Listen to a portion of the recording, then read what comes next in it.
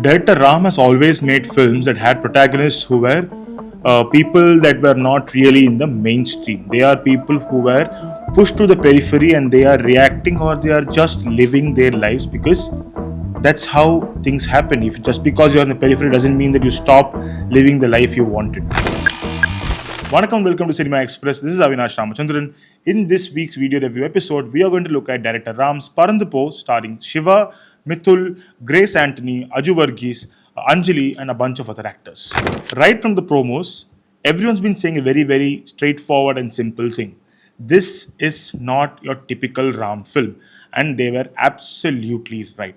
This is one of the most happy films that Ram has made, which is not a happy film on retrospect or peeling down the layers and you understand that it's about happiness or anything like that. This is a simple and straightforward film about a father and son understanding each other. And since the father is played by someone like Mirchi Shiva, the film is a hoot and a half. Shiva plays Gokul, an organic products entrepreneur whose wife is played by Grace Antony. She's called Glory, and she's also an entrepreneur businesswoman who has this fledgling sari business. They have a young kid, Anbu, played by Mithul. They are a very small, self-sufficient family. They leave the kid home alone because they both have to do their business activities to ensure that they can afford to be in that house, they can afford to have that bike, they can afford to have this kids schooling, they can afford to have the kids waveboard, the kids shoes, their own lifestyle. Everything has to go smoothly only on the double income single kid kind of a lifestyle. But then what happens on one day, circumstances make the father and son go on a road trip, and the circumstances are very normal. They are things that we've often seen in our lives.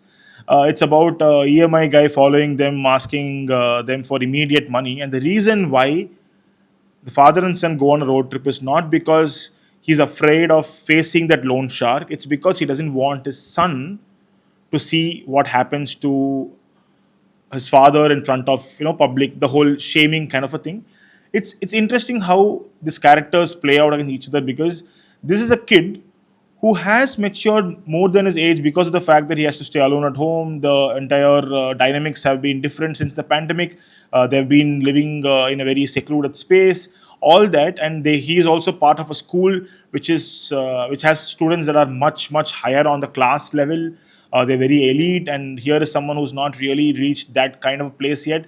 This is again a middle class dream of what the future lies. And Shiva and Grace Antony play this couple who give the son everything, and yet probably not what the kid really wants. But then again, it also brings the question of, do the kids understand what they want? Shouldn't the parents make the right decisions by the kids not really wanting to know what they really desire in life? As in, the kid does get your skateboards, he does get the cowboy hats, he does get the toys that he wants, but will he get the other things that he asks for? That is the question that Paranthu really asks. So it's like, your kid, you're ready to give everything for your kids, but are you ready to give the things that your kid really wants? But then this is a film that is not really telling you that globalization is wrong, consumerism is wrong, capitalism is wrong. It's not saying all those things. It's a film that understands that all of these things exist. All of these things will exist and there is no escaping it. It's not saying that leave everything in the city, go to your villages or go to your towns and go to your small so-called peaceful existence per se. But many people gravitate towards cities to live a life that they think will be better than the places that they are in, right? So this doesn't work that way. But the film also points out that probably you take a time out from your busy schedule to just smell the flower. That it's so Paranthu is that kind of a film, and it's not this layered, it's not this poignant completely, okay, because this film is very funny. It's probably the most fun I've had in this year. As in, there are many films that say that they're comedies and they come on screen and we are just looking at it with a completely poker face. But then suddenly you have a film that didn't really say what it's going to be about. It just said it's a light-hearted film, but I didn't expect this to be this funny. Shiva's one-liners are brilliant.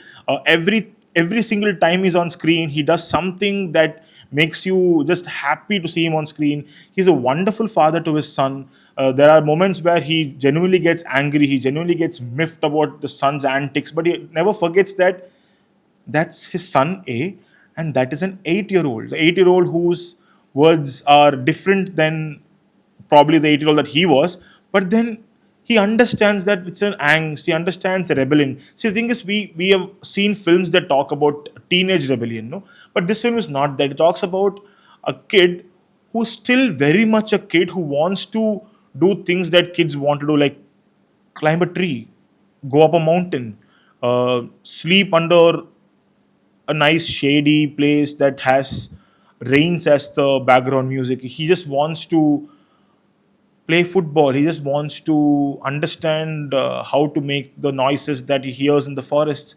It's a lovely kids film, but it's also a wonderful film for the adults. This makes you think that if this is what really will make a difference in your child's life, won't we all do it? It's not like these things are unattainable goals. The thing is, let's say in previous Ram's films, there was a sense of hope, but that stems from despair. It's like you push to that level that even the slightest idea of goodness makes you think that there is hope. In Paranthu, it's not that dark, it's not that deep. It's simply saying the idea of hope, the idea of change is not too far ahead. It's just a day away. It's just 100 kilometers away from you. It's just a secluded railway track away from you. It's just a simple tea shop away from you. So this film deals with a lot of these wonderful things, and it's also one of the most experimental films that Ram has done. In place of, it's not just because it's happy and fun. It's also because he experimented with the form. It's like, do you remember the kind of feedback that Gautam Menon gets for his films, where he has a lot of voiceovers? Remove those voiceovers and imagine every voiceover is a sing song kind of a thing. The background music is replaced by songs like, let's say, Anbu, the character played by Mithul, is missing, or Anbu, the character, is running away from something.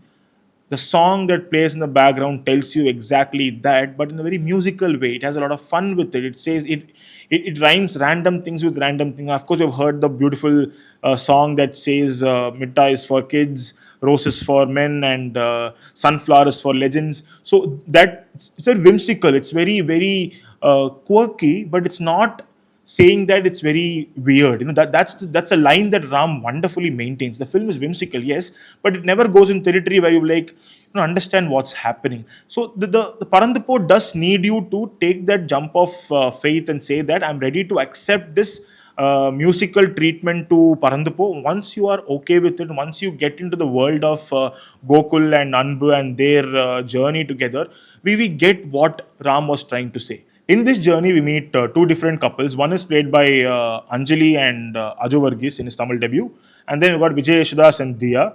One is a contented family that they have a restaurant. They only make 70 parotas and 30 dosas, mainly because they are very happy with the amount they get from that. Another is a family that has this huge farmhouse. They have a separate TV room. They have a massage chair, everything, and it's almost like it's giving Gokul, Anbu, and Glory options. Do you want to be like Anjali and Aju Varghese's characters? Do you want to be like Vijay Ashdas or Diya's characters? But it also makes you think: should are these two the only dreams that a middle class family should ask for? Should only be content with something, or should you be only aspiring to be something? Why can't you find a middle ground where you want both? These are some of the interesting questions that the film poses, but it's never without humor. The film has loads of scenes that are just funny. Be it the way Anbu understands his father, tries to make his father quit smoking, how Gokul reacts to these things, how a lot of these dialogues that happen between them, the way Shiva's character tries to instill the idea of money into Anbu, and then it just never really works because, as we said, he's a 8-year-old.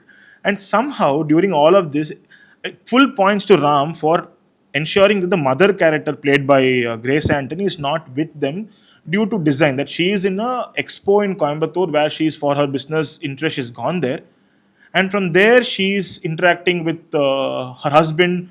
They cannot stop talking to each other. They are very much in love. They are always trying to tell each other what's happening in their life at any particular moment.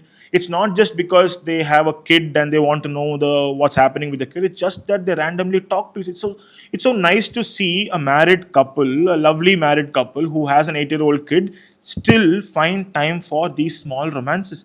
It's so nice. It's so wonderful to watch. It's so reassuring to watch. I think that's the idea of Ram's films, and that's the idea of Ram's Paranthu itself.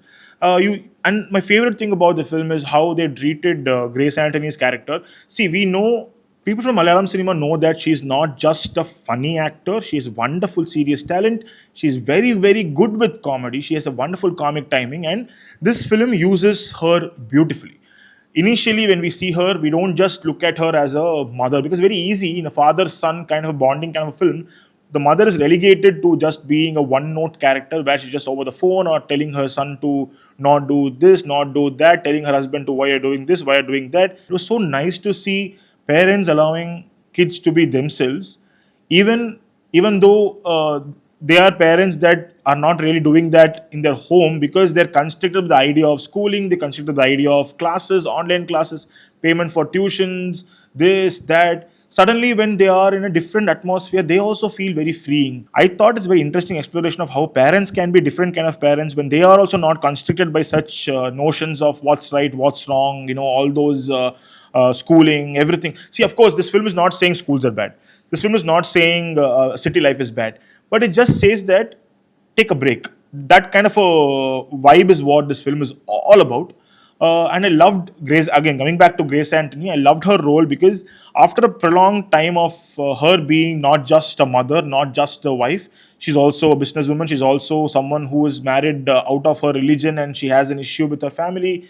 There's a beautiful scene where she forgets everything and dances for a few seconds, and she just feels the world's weight off her shoulders. I enjoyed those scenes. I enjoyed every scene with Shiva, right from the time he picks up the call to talk to his son's teacher, his interactions with his father, played by Bharati Shaktivel, his interactions with Anjali and Aju. Those are very, very cute. They're very naive. They come from a place of purity.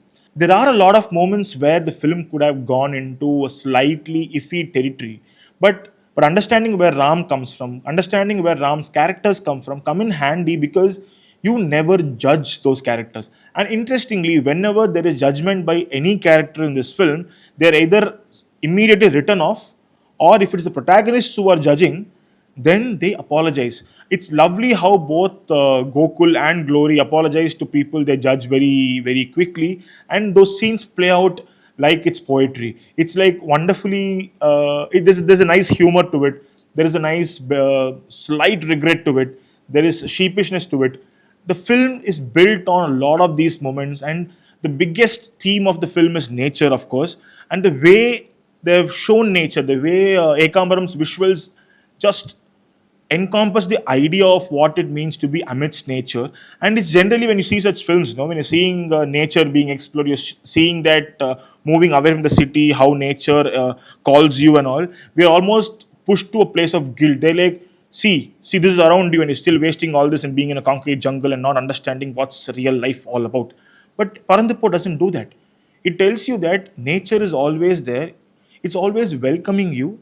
You can come in there anytime, have fun, scale mountains, climb up trees, talk to monkeys, play with ducks, draw a random dinosaur on the sand, ask questions like, "Does this is this duck's ancestor a dinosaur?" Do a lot of things and just go back to home, go back to your life in that concrete jungle, go back to your schools, go back to your offices, understand the importance of money, go in the pursuit of money. It's all important. Everything, capitalism is going to be there, consumerism is going to be there, globalization, you cannot stop it.